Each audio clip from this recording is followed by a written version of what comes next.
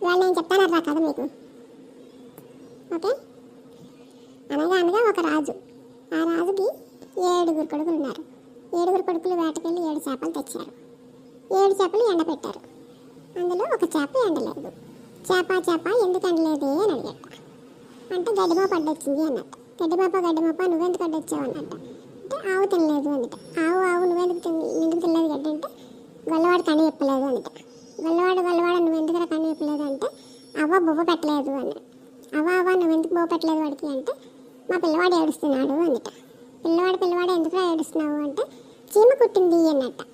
చీమ ఎందుకు కుట్టవే అంటే నా బంగారు కన్నుల్లో వేలు పెడితే నేను కుట్టనా అంది. ఈ కథ మా చిన్నప్పటి నుంచి వింటున్నాం. మా అమ్మ కూడా ఇలాగే అంది. వాళ్ళు చిన్నప్పటి నుంచి ఈ కథ విన్నారట. ఇప్పుడు నేను సామెత